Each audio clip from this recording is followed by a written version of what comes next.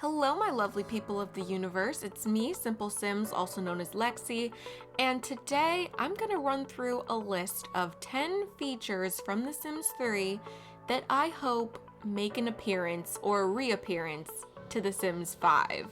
So let's begin.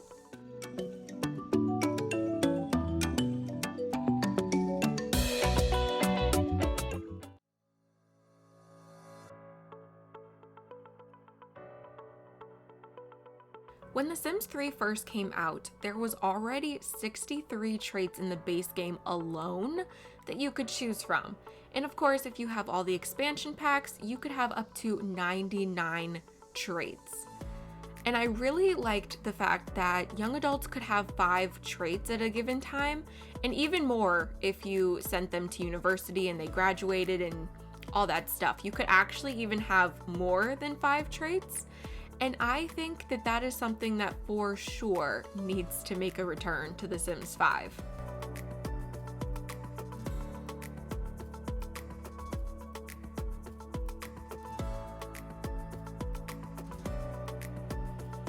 Open world is something that is highly debatable, but I feel like it adds so much to my game.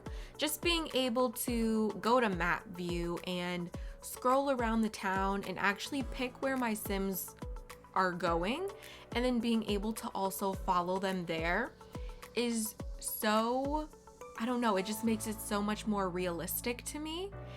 And I think it is important to remember when discussing open world that, of course, The Sims 3, it was made in 2009, and 2009 technology is, a little iffy in today's day and age.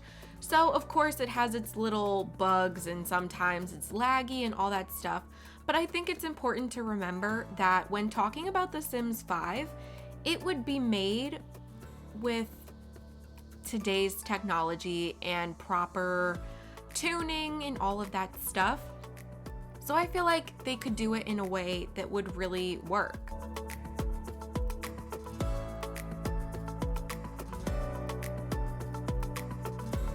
Cars are directly piggybacking off of open world because, in my mind, they of course go together. If you have an open world, then you should definitely have cars. But even if you don't have a completely open world, as in The Sims 2, The Sims 2 was not open world at all, but they were still able to they were still able to have cars. They did have cars in The Sims 2. And something about having a car also just makes your game feel way more realistic, being able to send your Sims to a community lot and they actually get in a car and you see them drive away instead of just vanishing. Definitely adds a sense of realism and kind of personalization to your game that I feel would really enhance future generations of The Sims.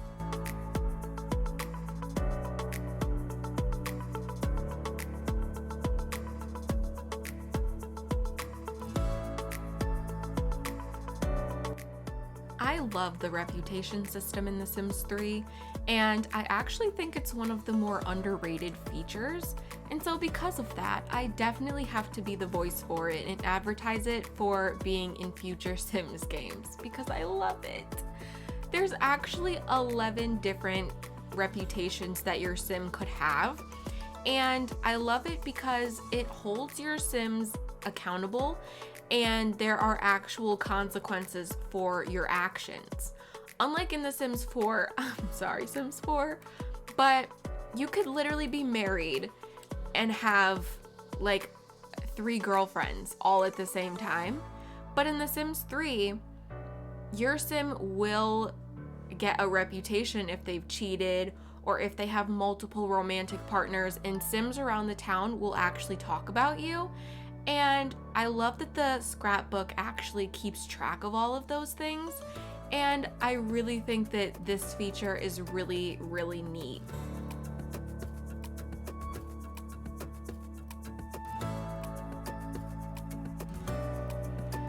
With the season's expansion pack, obviously, we get snow. And something really important that I think is also underrated that we need in The Sims 5 would be snow depth. So if you notice, over time when it snows, the ground will slowly change colors, and then you'll eventually have a low level of snow where you can still see their feet over the snow, medium level where their feet are now covered, and then deep snow where you can't even see, the skin on his ankles anymore. And also, look at it on the tire, like there's just so much detail. And then also they do leave tracks in the snow as well that I think is super, super cute. And these features definitely need to make a return with The Sims 5.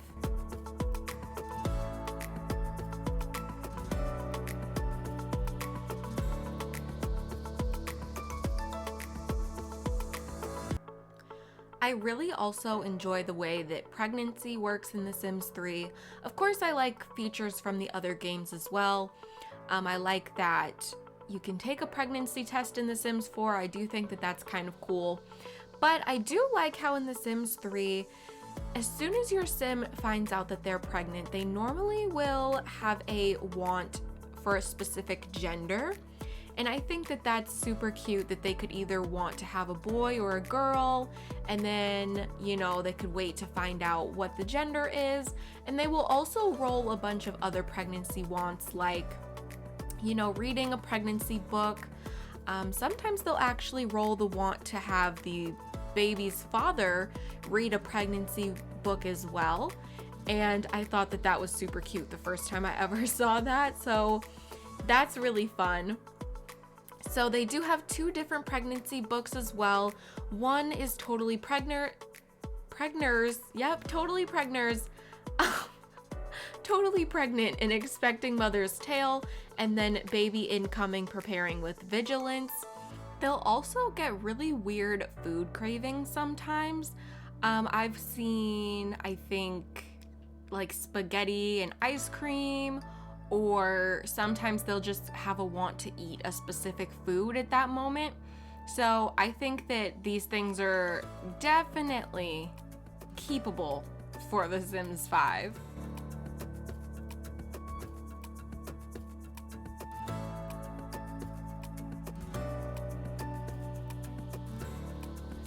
Now this one is a little different, but I would really like The Sims 5 to have a feature where you can engineer a baby.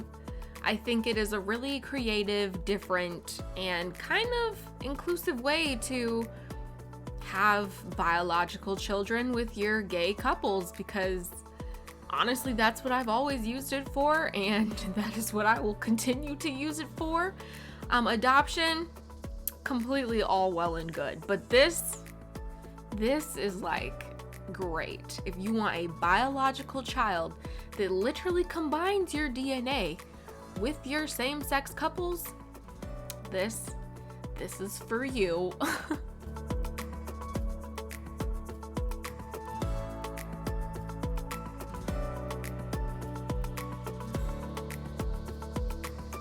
Like, come on, how freaking cool was this? Like, how cool was this? They cannot just give us this in The Sims 3 and then never give it to us again, Like, you could do so much underwater. Honestly, it was just cool that you could even go underwater, but you could also explore underwater caves and find, treasure and map pieces to unlock hidden islands. And this brought a whole new death. You could now die from a shark attack and just meet mermaids, and it was just so cool, the things that you could do while being underwater. Like, I think that if they did this again with The Sims 5, if they actually tried hard enough, they could do such a good job, and this could be even better than it was in The Sims 3. And I loved it in The Sims 3, so that would be hard to do. And this is just piece de resistance.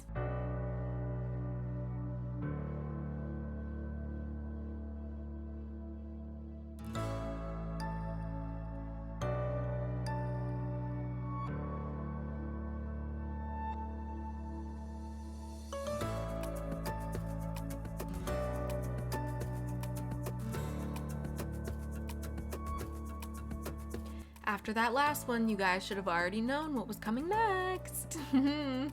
That's right, owning a hotel. Owning and running your own hotel. As of right now, this is not even in The Sims 4, but who knows, that could eventually come later, we don't know. But as of right now, when I'm making this video, it's not in The Sims 4. So one would hope that it would at least come eventually in The Sims 5, that they would think about putting this back in The Sims 5. You can do literally so much with owning a hotel. It doesn't even just have to be in Isla Paradiso.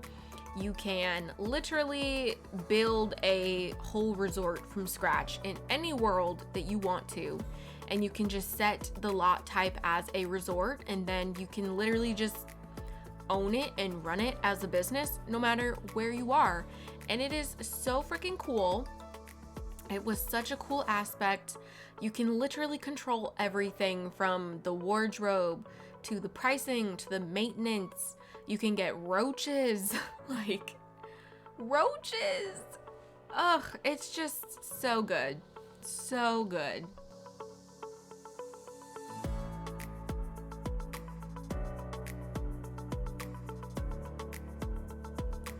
I had to save the biggest one for last.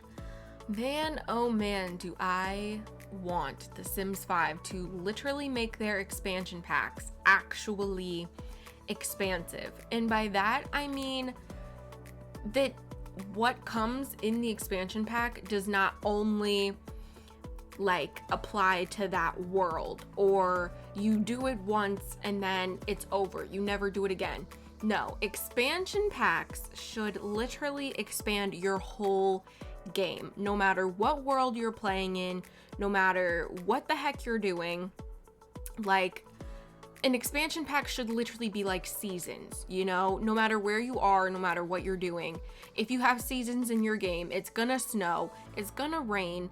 It should be like that. And Generations for Sims 3 was a really, really good example of that, adding fundamental things to your game that apply no matter where you are or what type of family you're doing or whatever.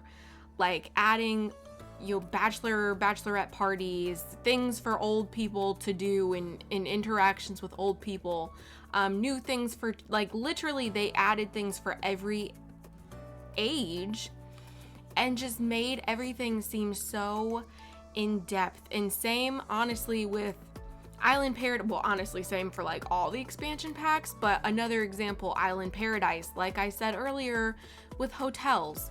You know, you don't have to be in Isla Paradiso to have a hotel or make it seem like it makes sense. You could honestly just make a little resort with any type of art style or any style that you want in any world, and just have your Sims get away for the weekend and maybe go stay there or do whatever. Just so expansive. That's why everyone used to get so excited with Sims 3 expansion packs, because we knew that our whole game was gonna get expanded. But you guys, let me know down below, what do you want in The Sims 5 and what do you not want in The Sims 5? Let me know. Let me know. And I will see you guys in another video very soon. Stay tuned for season 2 of my Generations Let's Play starting on Monday. I'm so excited. See you guys then.